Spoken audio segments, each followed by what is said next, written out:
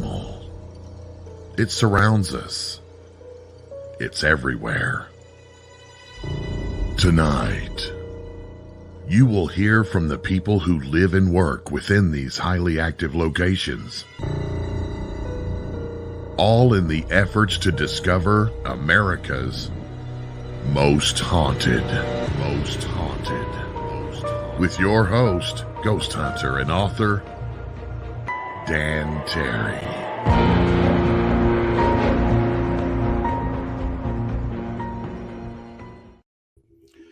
Good evening, boys and ghouls, and welcome back. I am Dan Terry, your ghost host with the most haunted. But today, we're going to be going slightly off into left field and doing something a little different.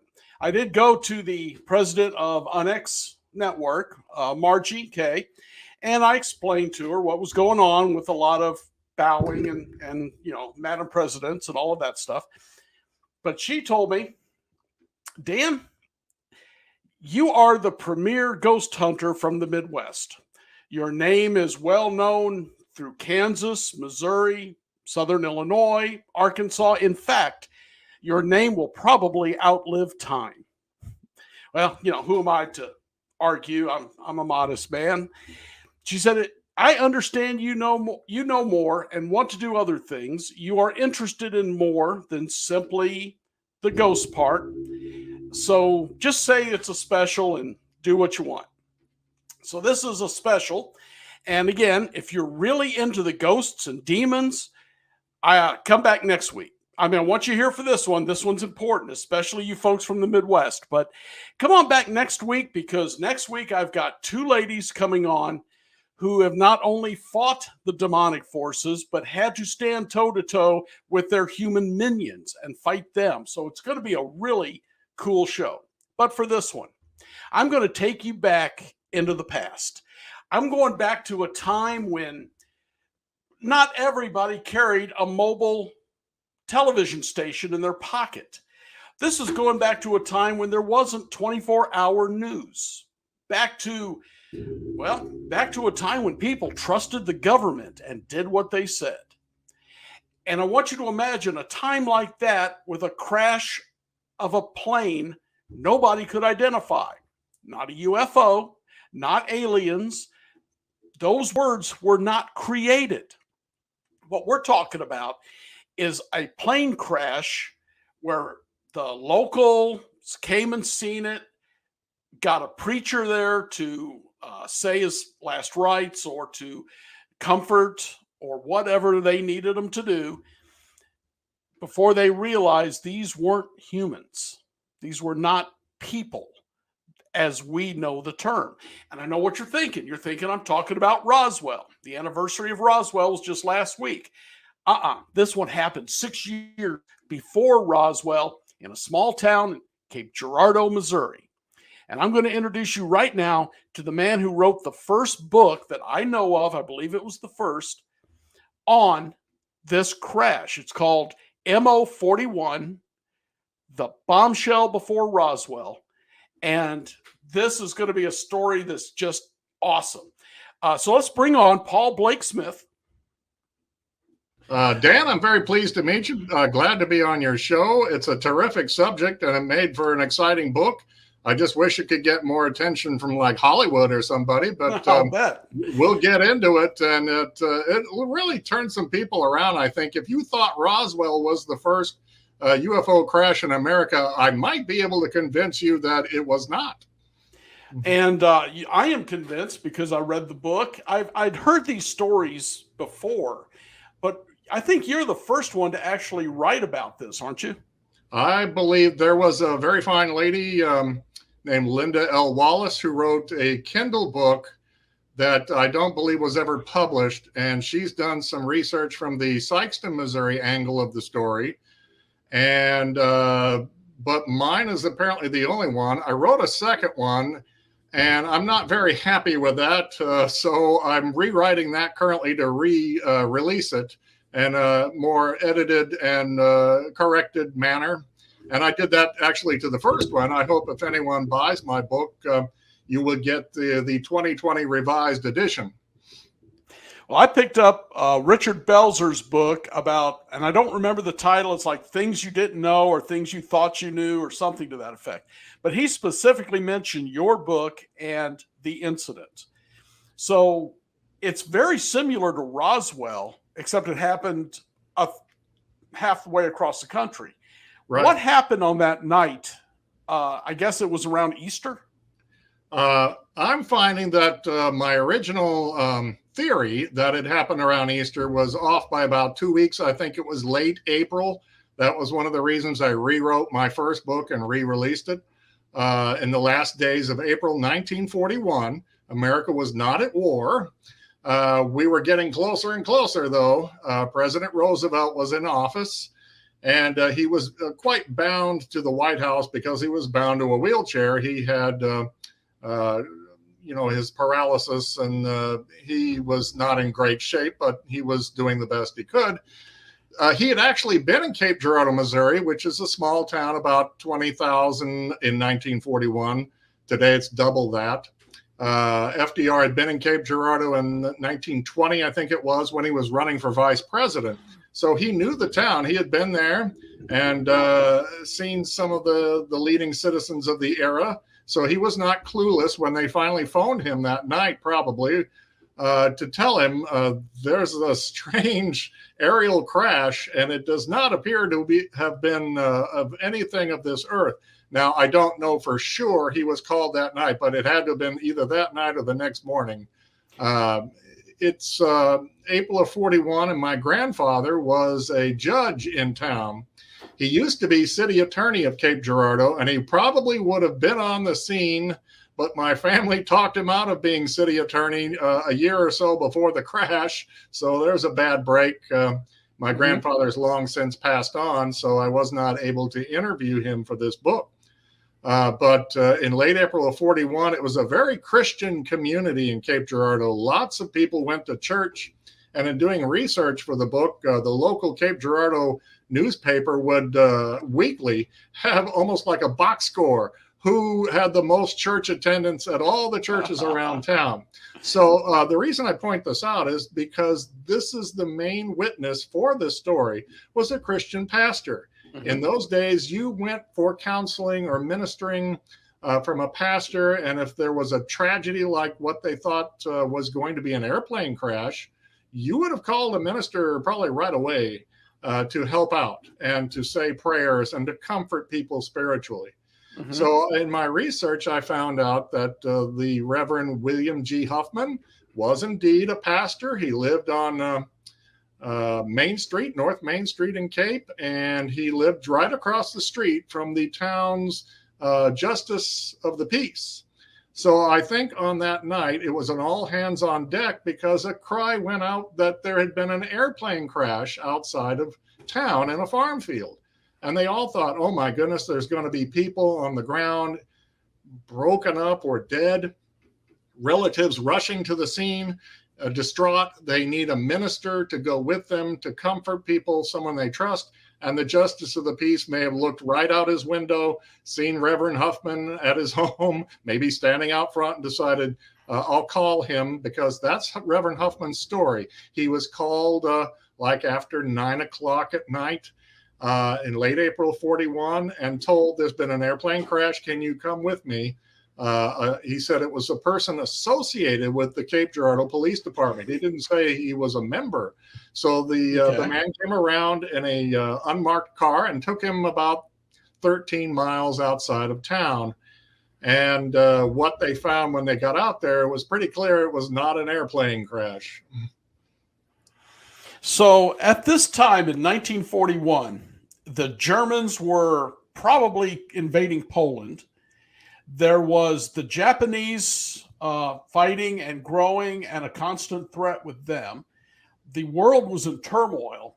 Do you think anyone would have even thought this could be some kind of enemy craft that crashed, or military crash maybe? I'm sure that was the first thought on many people's minds. We just didn't have ETs, UFOs, even flying saucers back then. About the best you had with maybe Buck Rogers or a comic strip set in space or something like that. There were no sci-fi movies, no sci-fi TV shows in 1941. FDR was probably not thinking of this whatsoever. I don't think there had been any previous crashes. This was probably a real shock back then.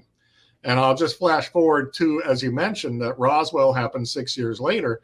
And as I mentioned in my book, forces moved into the Roswell area to box up and hush up witnesses, box up the remains, the crash debris. They swiftly jumped on this.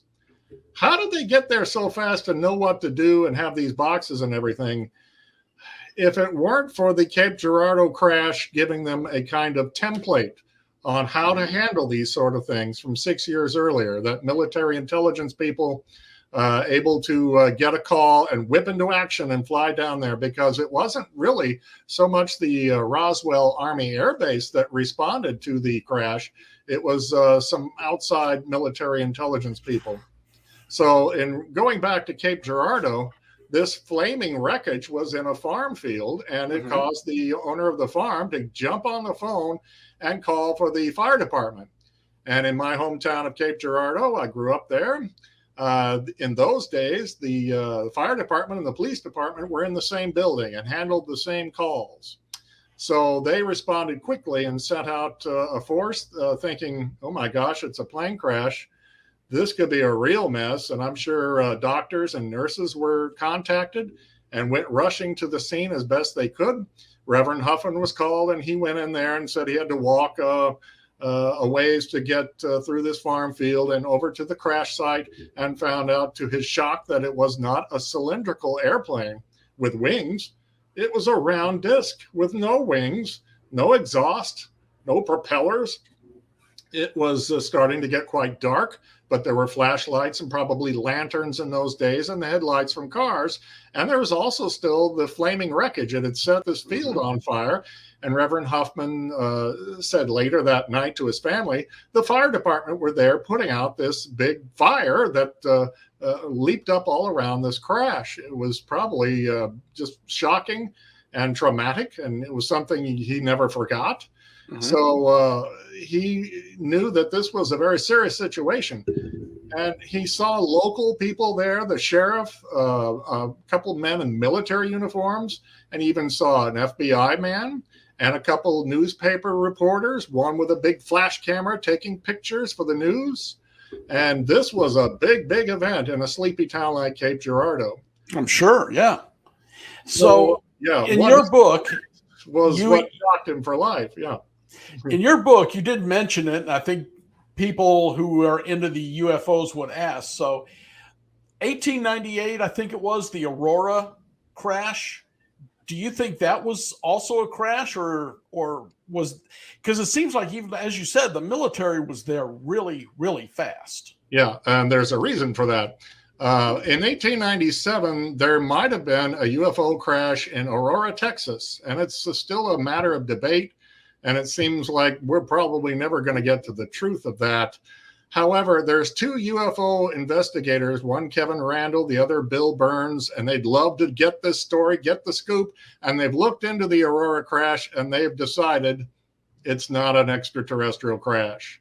Really? Okay. Kevin Randall thinks it was a metal-clad balloon they were experimenting with at like Fort Worth, or another fort, a military installation in the Texas area, and that's probably what came down. Okay. So if that is true, then Cape Girardeau would be the first. Yes, it would. Okay, go ahead with your story, because I know there was a photo at one time of the alien. Yeah. Well, Reverend Huffman looked on the ground, and there were 3 extraterrestrial gray-looking bodies. They were long, thin arms and long, thin legs and long, thin fingers and big heads with big black eyes, what we call your typical grays nowadays. And they had a little dot for nostrils and a little slit for a mouth. And he found that 2 were very decidedly motionless and dead. And a third one was so barely alive, respirating, breathing, his chest going up just a bit. So he knelt down to say prayers as best he could, expecting human bodies on the ground, and that was his job. to say prayers. I don't think he read the last rites. That is a Catholic ritual. Reverend Huffman was a Baptist. Yes, yes. But in any rate, he looked over and noticed that two local men in civilian attire were propping up one of the dead aliens and holding him out, holding his arms out and posing for a photographer from the newspaper with a big old flash camera, and they took a picture. And then they put the alien down, and Reverend Huffman sat up as he noticed the one he was saying prayers for had died. He was motionless. He was gone. And so he wandered over to this round silver craft and peeked inside, and you could see inside. Maybe people were also shining flashlights in there, and he could see a kind of flight deck or control panel and a silver band around the top of the what we would call a cockpit, and it had strange symbols, almost like hieroglyphics that he couldn't understand. And it was just probably a total shock, like, what in the world is this? And so just as he and other people were picking up debris and looking over things and talking and maybe giving the eyewitness accounts to the newspaper man, there was an invasion of the site. Only this time it was by the United States Army. Okay. It turns out that the Army had an aerial training program in Sikeston, Missouri, about 35 miles to the south. And the brother of that unit, he was one of the leaders of that unit, was the brother of the Cape County Sheriff. Remember that Reverend Huffman saw like police and sheriff's department at the scene. Yes. So it makes sense that you would probably call, who would you call? You know, from Ghostbusters. Well, probably you would call their nearest military installation that deals with aerial training. Again, they might have thought, is this an experimental craft maybe gone awry from the Sikeston Air Base? So that's how they galvanized a force to come up in trucks, him in the site, and they ordered everyone to drop what you are holding. No evidence is to be collected. It appears to have been, they were under orders from high up. Make sure nobody talks about this. This was a matter of national security. You did not see this. It did not happen. There is to be no evidence, no reports in the newspaper. We'll take those photos, please. Mm-hmm. I should back up and clarify something really quick. Sure. The man who took the photograph of the alien had a big news graphic, I think they called it, camera, but he had whipped out a small Brownie box camera from his pocket to take a photograph of the dead alien being propped up. And then he snuck that camera back in his pocket when the Army showed up. And that's how he was able to sneak that picture out of the site and not tell the Army this valuable piece of evidence that was going to make history. Right. He had his, like his camera probably confiscated and the film removed, and any photographic evidence official for the news was removed from the scene. And there was a Cape Girardeau fireman who said on his deathbed decades later, I was at the scene of the crash. This Reverend Huffman story is entirely true. I know I was fighting the fire. I saw the aliens, the dead bodies. I saw the craft, and I helped fight the flames that the crash caused, and that the Army came in and caught me trying to pocket a piece of debris, and they chewed me out, forced me to hand it over, and they kicked me out of the crash site, he said. And he said that I was watched very carefully around town in the days afterwards, and maybe weeks. Said he had his phone tapped. He was sure his phone was tapped, and that they were probably, the government, the FBI, were worried that he might be bitter at being kicked out of there and being chewed out, so that he might try to tell people what he saw. Like, you can't tell me to keep quiet. I looked it up and found to my surprise that the FBI did indeed have a field office in Cape Girardeau. It opened up 1 month, or maybe close to 2 months before the crash. So the Reverend Huffman story all holds together. Circumstantially, yes, we're still not finding the hard proof. And I don't know if anyone has pinpointed the exact site. I think I know a kind of general location, and I'm not telling anyone because I don't want to get sued, but right. It's a great story. You know, in Roswell, it's out in the desert, and you've had lots of camera crews and investigators go out there, and they can poke around in the open desert all they want. But in Cape Girardeau, this is a farm field. There's a number of them, and it's somebody's home and it's somebody's business. You don't go trespassing on their land and tearing up their field. And you know, I've been told a number of times you better wear strong boots even when you're walking out there. We got a lot of rattlesnakes and copperheads that go through the fields and eat the small rodents and such. So it's dangerous on a number of levels. You never know if you might find a hostile landowner with a shotgun if you go poking around his property without permission. So I don't recommend anyone go out there and look for it. But it's a terrific story that may have been squelched right from the beginning. And I'm thinking the government has come back probably over the years and scoured that place for any remaining evidence. There is a story I read online from a topics forum board. I don't think that's in business anymore. But they gave a story of my grandparents, this one young man said, own the property where the farm crash occurred. And he said they held on to the property and sold it just after the war, I think he said.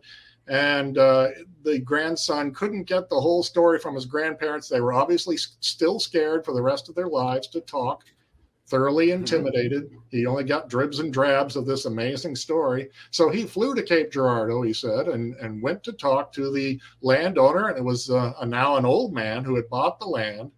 And the man said, they didn't tell me about any crash of a aerial vehicle or a spaceship. He said, but I was digging a cistern in the soil and found these strange bits of metal with strange hieroglyphic symbols on some of them. And he said, I couldn't cut or bend them at all. I mean, you couldn't crease them. So he collected them all up in a box and stuck them in his old barn. And the young man said he wouldn't tell me what he did with that after that. And so it's just so exasperating. You want to get the hard truth and the whole facts and, you know, really solid, tangible evidence to prove this amazing story, and it keeps slipping through your fingers. Did I read somewhere, maybe it was in your book, maybe it was somewhere else, that the log sheet for the fire department that night had been removed from the book where they write down their calls? There is one existing log sheet. It doesn't tell anything particularly special, like a big crash, you know, but it does give a list of April 1941 events that the fire department reported to. There's a couple in late April. They're not very specific, but it might help. But frankly, it may be incomplete. It may have been scrubbed or whitewashed and rewritten for all we know. It was so much evidence from 1941 has been thrown out, frankly. I don't think part of any great government conspiracy. I think just over time they threw away records, police records. I went down to the Cape Girardeau Fire or Police Department headquarters in town and asked, do you have any records from 1941? They said, no, everything's been digitized and old paperwork's been thrown away. So so much that we could find out if some of that old reports existed, even the sheriff's report, you know, there was a plane crash. It's so difficult because not only are every person from that era is long since deceased. I found in my research that even their children in many cases are deceased. And so if they didn't tell the story or just told a little bit to their kids and now their kids are gone, this was 1941, a long time ago. About 80 years ago, 81 now. And so it's so tough to get a firm grip on it. One woman I talked to, since passed away, said, I was like an 11-year-old girl on a farm not far away when I remember the adults gathering excitedly and talking about this little spaceship and these little men from space that had crashed not far away. And they said, I was not shown the evidence, but I remember those adults talking about it back then. And she wanted to make sure we didn't say ET or UFO or flying saucer. Right. They just called it the little men from space. And I think that added authenticity to her story. It does. Yeah, it does. During this time period, again, people are worried about war. They're worried about the enemy. Government is, I'm sure, trying to stop any panic from coming on if it had been a Nazi or Japanese craft. But you would think somehow that information would have gotten out before this. Right. I haven't found any evidence so far, any real eyewitness account or any fragment that would tell us that this was man-made, that this was a special German weapon, or it had a swastika on it or something like that, or that it was an air balloon or, weather balloon, nothing like that. The stories really hold together what I've managed to put in my book, that it was a small disc, a metal disc, sort of silver gray, seamless, with no wings. And these really were alien looking bodies. If you recall, Colonel Philip Corso, who wrote The Day After Roswell, he said that the scientists at the Pentagon have concluded through their examination of the Roswell crash victims that they were like gray bio-robots, like they were created in a lab. And I think that would probably be an accurate description of Cape. They were identical. There was nothing different, like they were punched out of a mold. So these may have been advanced aliens that created these creatures, bio-robots, cyborgs, whatever you want to call them. They were still breathing, and had human-like features somewhat, but that they were expendable, that you could just go back to the lab and get some more. So that's why aliens did not return for the evidence. That would have caused even a bigger uproar if you land and say, give our fallen brethren back to us and we'll take that spaceship. Nothing like that happened. How did the story initially come out? If I remember right, a daughter or granddaughter of the preacher brought it out? Right. Let me backtrack just a bit. You remember that photograph taken at the scene? Reverend Huffman said he was at home about 2 or 3 weeks after the crash event, and the photographer himself showed up at his door in Cape Girardeau and had a copy of this photo of the dead alien being propped up.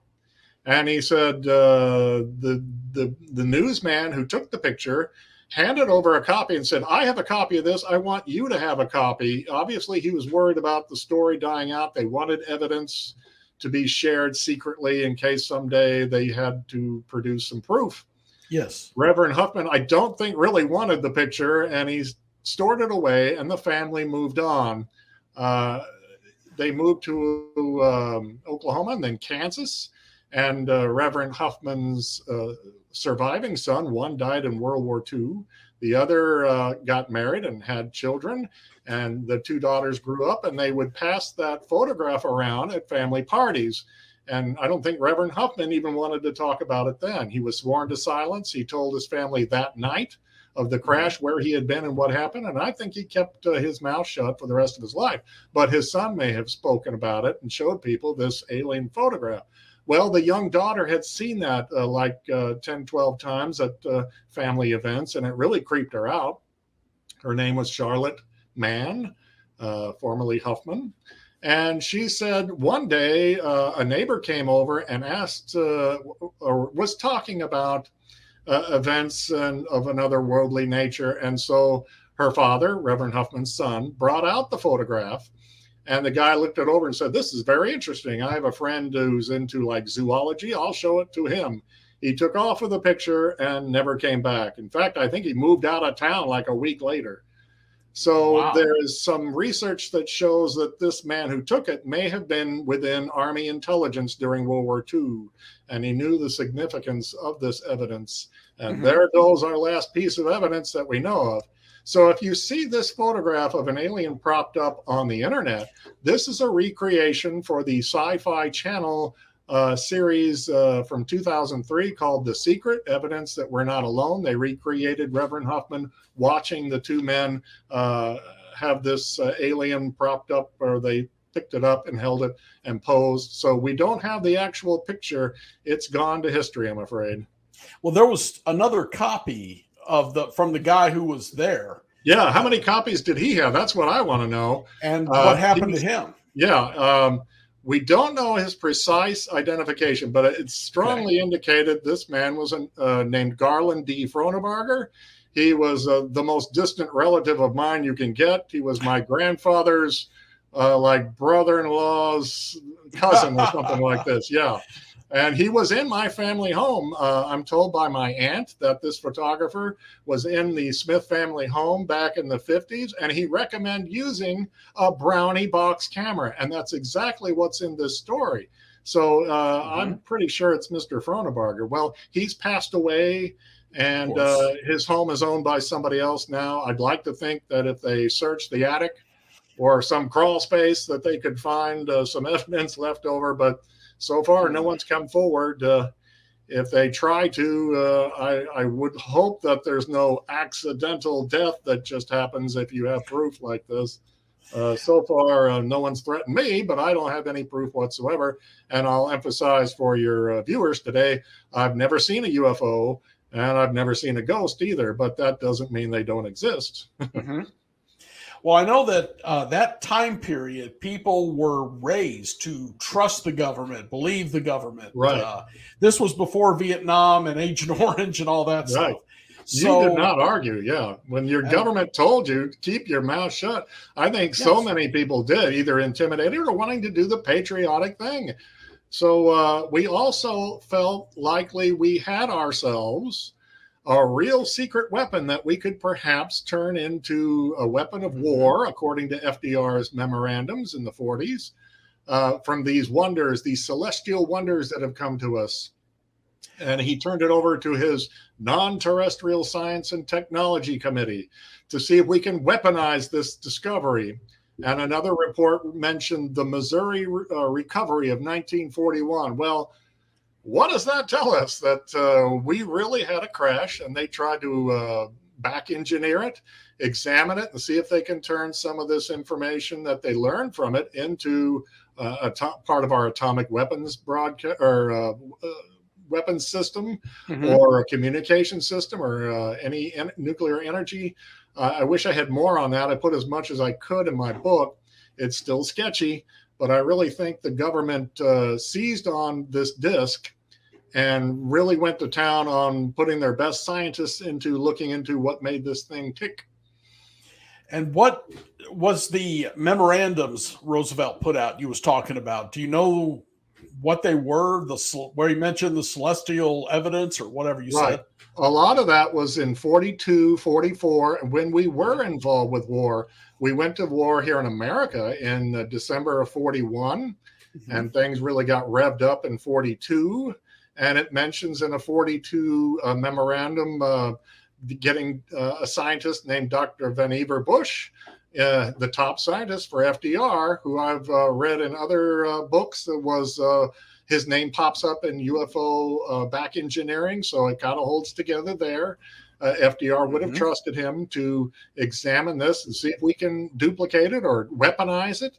And then it's fascinating to know that President Roosevelt, I'll get the name right, formed a Non-Terrestrial Science and Technology Committee. Well, what could that possibly have been other than a crashed spaceship? For instance, a meteorite landing was not science and technology. It would have been just a rock. So what else could have come down that we would have needed to form a high-level scientific group to, behind the scenes in World War II, try to take advantage of this? And so Cape Girardeau's discovery may have had a real impact behind the scenes. But again, it's so tough to get the hard facts, and our government doesn't want to help us. I'm afraid they're not forthcoming on this. Well, Colonel Corso's book, which I hover between it being real and being misinformation, because the man was a lifelong Army soldier, but he does mention many of the things that supposedly came from Roswell is now being used today. The different types of circuits, chips, ultraviolet visual at night vision. So I wonder how much of that might have come from Missouri as well. It's a good question. We can speculate till the cows come home, but I don't know. And I agree with you that Colonel Corso's book is fairly interesting. I thought they kind of dulled it down a little. What an exciting topic. But he said that privately, I understand, he was not happy with his co-author, and they did not proof it. They did not check some of the facts that they put in there. well enough, and you can pick his book apart a little bit. So he does not mention Cape Girardeau, but I think he had more information to share, and he was going to do so, but he passed away. Natural causes or not, I don't know. So it's frustrating even from that aspect to get the facts on Roswell. But as I said, I think Roswell was cleaned up pretty quick and squelched based on the template of the Cape Girardeau affair from 6 years earlier. Mm-hmm. And the whole idea of the weather balloon and all of that, they seem to be pretty prompt with it. Yeah. Roswell, I'm not an expert, but you see plenty of information on the History Channel now on this, that there was a secret intelligence officer's diary that's come forward. And I missed that. Yeah. And it's part of like a 2 or 3 part special on History Channel.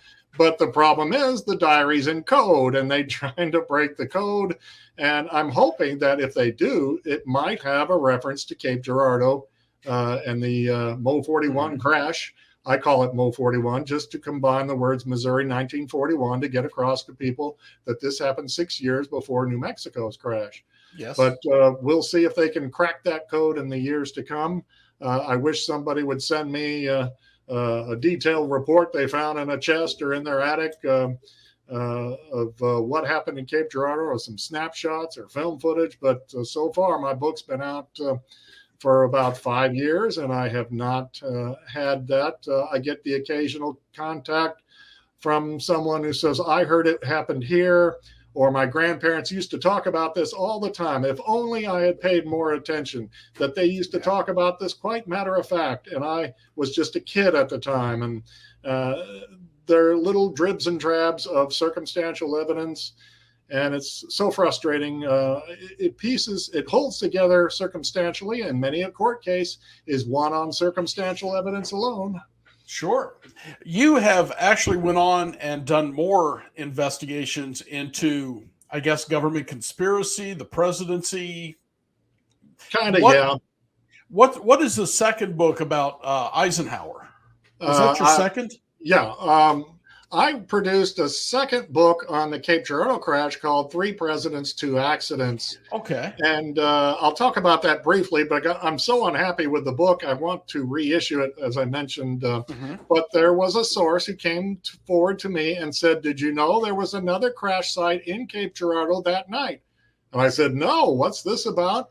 He said there was a smaller piece of ship or debris or something that came down in somebody's yard about a mile away.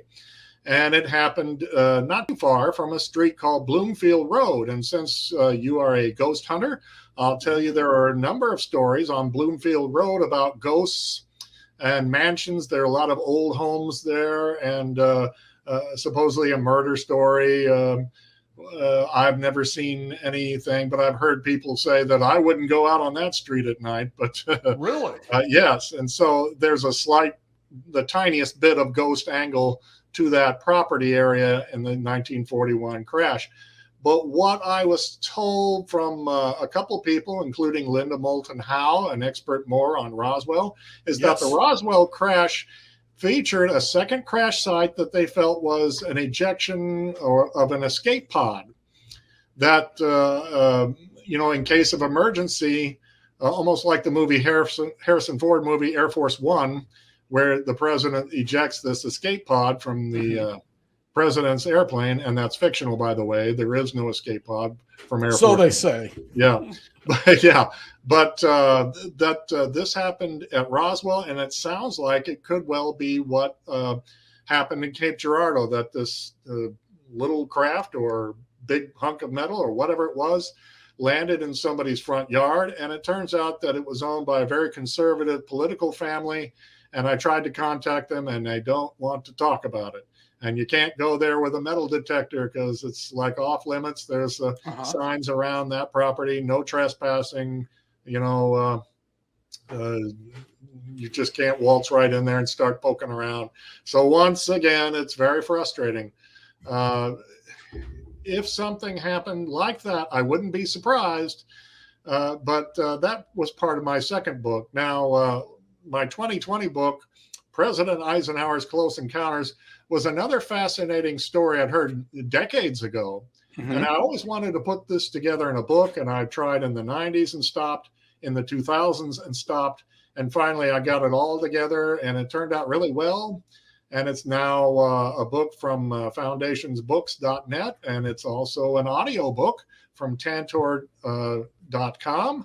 And I've got an agent working with a producer from Hollywood to see if we can turn this into either a television special, a movie, or a theatrical motion picture. You know, I'm not going to hold my breath. Yeah. It's something that we might be seeing on a grand scale, that President Eisenhower was aware of UFOs and even had his own sighting in 1952, and that he permitted a communications program of high-frequency radio waves and binary code to set up a meeting with some friendly extraterrestrials at Edwards Air Force Base, February 1954.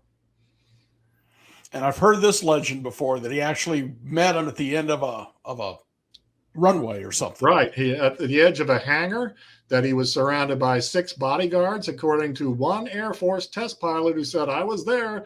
This really happened." He says, "I was called in for my aerial expertise in aerodynamics and in craft and propulsion systems and such." And he said, "We couldn't believe it. They landed in 5 silent, shiny metal craft, and that they were friendly. They exuded friendliness. They were unarmed. They even invited us to go inside the craft and poke around all we want." There's even a story that the extraterrestrials were human-like and offered the American contingent that met them with Eisenhower to pick up one of our craft and lug it around if you want. And they did, and they found it amazingly lightweight. This is like the greatest story ever, a U.S. president meeting human-like extraterrestrials. And I put as much information as I could into the book. It's gotten a lot of good reviews. I'm very grateful for the kind remarks. I'll just say briefly that in the past 6 or 7 months, I've seen stories in the news about how scientists now feel there are many other planet Earths in the cosmos that evolve like ours, and they also feel there are human beings on other planets fashioned very much like us. And that's exactly what was said to have come down at Edwards Air Force Base, friendly human-type beings. They were slightly different from us. Apparently, they didn't have much hair, and they had a slightly different skin tone. They spoke in English. They expressed their desire to Eisenhower to have us clean up our environment, stop detonating atomic bombs in our atmosphere, and learn to live in more peaceful harmony with the clean, natural environment. And we haven't really listened to them, I'm afraid. And so Eisenhower assessed their amazing abilities and said, "You're so advanced, we can't have this. You're going to have to leave, because there would be a panic here if you started landing, showing up, talking to people, disrupting air traffic, disrupting road traffic, disrupting our economy. We're not ready for you yet." And so I think he asked them to stay kind of at arm's length if they have to come here and check us out and take plant and animal specimens and do scientific testing. And to this day, I think that is held with UFO sightings, but they never seem to land and really come out and talk to people, that they know it would disrupt our society tremendously. Do you think it would now? We've changed, we've been almost trained to accept this by television shows going back into the 70s. I agree to a degree. There are people, I think, who would go a little nuts. We've got some unstable people in our society now that go overboard on things. But I agree with you. We're more broken in and used to this. There's ET movies and sitcoms, situation comedies, and television, books, magazines. We're all familiar, and we are all open-minded now, whereas it was much different in the 1940s and 50s. Things have really perked up, and people are thinking about, even the Vatican talks about the probability of life on other planets, and they have an observatory. And it's interesting to see in the news that they've been gathering religious leaders to conduct a little private seminar, supposedly, on what would be the reaction of people in your religion to the revelation that we are being visited, that we're not alone. So it kind of makes you think there could be some sort of announcement or a leak or some sort of slip up in the future, or a broadcast that might reveal some things. I'm hopeful, but I'm not entirely optimistic. Paul, I wanted to, in the last 3 minutes we've got to talk, I wanted to ask you about your newer book coming out. I believe you're preparing it, and with Oswald and the Kennedy assassination. Am I correct on that? Yeah, that came out a couple of years ago, based on all the clues that I have that Oswald traveled to Washington, D.C. in late September of 1963 and was seen outside, he stepped out of the Willard Hotel, hotel that's been in the news lately due to the insurrection scandal from the Capitol. Well, back in 63, Oswald was seen there, and a few months before, JFK went into that hotel. And back in 1860s, Abraham Lincoln was a guest in the hotel. And on the day of the assassination of Abraham Lincoln, John Wilkes Booth was seen by U.S. Grant's wife, and he was glowering at Julia Grant, and she reported it to her husband, and they took off down the street in a carriage, and Mr. Booth apparently followed him for a while. It was really spooky, but here, what a coincidence that Lincoln and his assassin and JFK and his assassin were all in that hotel at one time or another. So I put together many other clues that indicate that the original plot to kill President Kennedy was set for near the White House. Probably the Willard Hotel would have been a checkpoint or a assassination point, because the President Kennedy was going to go by, and did go by, in an open car motorcade October 2nd, I think it was, of 63. And I think it was the first dry run for the Kennedy assassination in which Oswald took part in Dallas. And so this is kind of lost to history, but I think it makes a fascinating subject, and I hope you'll enjoy the nonfiction book, JFK and the Willard Hotel Plot, and the Eisenhower book, too. It's pretty exciting stuff, really. It is. And I think it's amazing you're writing this and still alive and still talking about it. So. Oh, I've got another one coming up that'll get me into trouble. How Jackie Gleason may well have gone to Homestead Air Force Base on the exact anniversary date, February 19th, 1973, with Richard Nixon, the president, to look at least 4 dead alien creatures.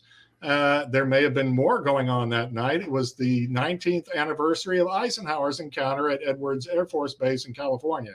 Okay. So that'll be my next book coming out later this year. It's another fascinating subject, and it just can't be a coincidence that they went to these air bases at night on the same exact date. Something was up. And that the idea that Nixon told Gleason about this has been around for years, but I've never seen it dug into yet. Yeah, but I'm just like Cape Girardeau, just like the Eisenhower story. Yes. I can't find any books on this, and I thought, well, I'm somebody. I'll write the darn thing myself and research it. I found that Nixon was greatly in need of hush money. The Watergate scandal had broken open, and he needed his Watergate burglars to keep their mouths shut, and they were demanding money for legal services and to support their families. And he needed money badly, and it had to have been done in secret. And Jackie Gleason was a big supporter, and now it starts to make sense that he may have contributed money for the grand desire to see hard proof with his own eyes that, we are being visited, that Nixon would have wanted the money. Gleason would have wanted the visual that he could almost put his hands on, that here are some dead extraterrestrials. Yes. So the story does make sense. That's incredible. I look forward to that one also, because like I said, I've never heard beyond he went and saw it. He was very quiet. His wife said he had issues after that, but he also had a huge UFO library. Yeah, and it really shook him up for a long time. He didn't work in movies for a couple of years after that incident, and he couldn't sleep. He couldn't eat properly. He smoked a lot, drank a lot. He was traumatized, and his wife said that he would also just suddenly turn giddy and excited that I finally got to see it. Me amongst all people on the planet, I've seen it with my own eyes. And then he would turn upset how can the government hide this from the people and make UFO observers and people who claim these things to look like idiots? How can they lie to the American people like this? And then his mood would change back and forth. And this went on for days and days, his mood swings on this, according to his wife. So it lends more credibility to the story, I think. Well, if I can get past my audience with the UFOs, I want to do a conspiracy one. So yeah. I'm going to have you back, Paul. Okay, sounds like a plan. Paul Blake Smith, author of MO41. Is that how you're saying it, or Mo41? Either way is fine with me. Mo41 or MO41, that's fine. The bombshell before Roswell. And I think you've got enough evidence to say there's a very good chance Roswell was not the first UFO crash in this country. That's right. So, Paul, thanks again. I appreciate you coming in because I've been wanting to talk about this for years and finally got hold of you. Okay. I'm glad you enjoyed it. Thanks for having me on. You bet. Take care. All right, my friends. I'll let you pick your own ideas on this one. Like I said, I've known about this story for years. It's incredible. There is enough, as he said, circumstantial evidence that, I don't know. I just think it's an awesome story. But I've got to ask you all a question. And have you become an UNX subscriber yet? And if not, why not? I can't do this for you, friends. I cannot come to your house and type it in. This is free. And there's plenty that comes with it. I want you to go to unxnetwork.com and hit for the subscription to become a member. It's free. And you know what you get out of this? Monthly UNX newsletter talking about ghosts, talking about UFOs, Bigfoot, what's going on, what kind of government conspiracies are going on. And someday we're going to do a good conspiracy story. There's access to the blog. It's called the X blog. And here you go. A free digital copy sent to you every 3 months of the quarterly UNX magazine. These articles are incredible. The new one just come out. I haven't got mine yet. I've gotten the digital copy. I do not have my paper copies yet, or I'd show you. But these magazines have some of the best writers, best investigators going out, checking this stuff out. And hey, if you're into ghosts, you got me. I write for that. I'm there almost every month. And there's some others who write. So, you got me. What more could you ask for? So get on the unxnetwork.com and become a subscriber. Join the team. You got all this free stuff waiting for you, and it would help me out. It would help you out. And if you know any friends, get them on here. Get them onto this free stuff. There's so little free anymore. This is quality entertainment if this is what you're into. So check it out for me, okay? And for the rest of you, all I can say is you all stay spooked. Good night.